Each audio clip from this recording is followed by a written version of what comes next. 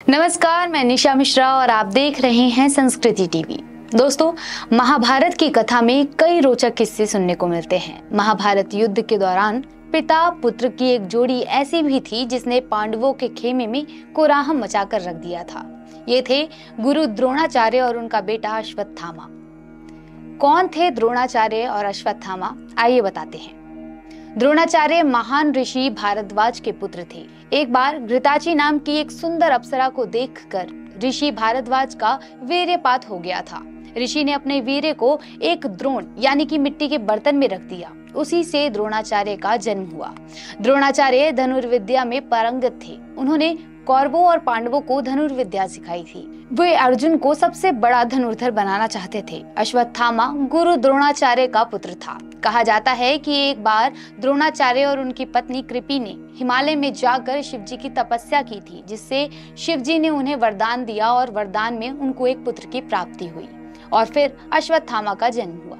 अश्वत्थामा अपने पिता की तरह शास्त्र और शस्त्र विद्या में पारंगत था। कहते हैं कि द्रोणाचार्य का वध करने के लिए श्री कृष्ण और पांडवों को कूटनीति का सहारा लेना पड़ा था। उन्होंने अश्वत्थामा की मौत की झूठी खबर फैलाकर द्रोणाचार्य का वध किया था।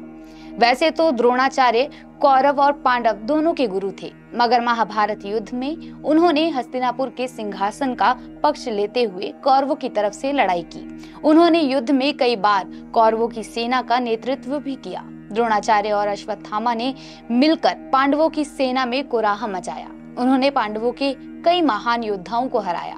महाभारत काल में चंद लोगों को ही चक्रव्यूह की रचना और उसे भेदना आता था। द्रोणाचार्य उनमें से एक थे। दुर्योधन के कहने पर द्रोणाचार्य ने ही युद्ध में चक्रव्यूह की रचना की।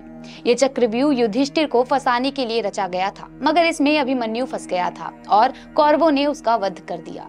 पौराणिक मान्यताओं के अनुसार द्रोणाचार्य का वध करने के लिए पांडवों को छल का सहारा लेना पड़ा। श्री कृष्ण के कहने पर ही युधिष्ठिर ने अपने अश्वत्थामा नाम के हाथी को मार गिराया। फिर खबर फैला दी कि अश्वत्थामा का वध हो गया। द्रोणाचार्य को लगा कि उनका पुत्र अश्वत्थामा मारा गया। उन्होंने तुरंत अपने सभी अस्त्र शस्त्र त्याग दिए।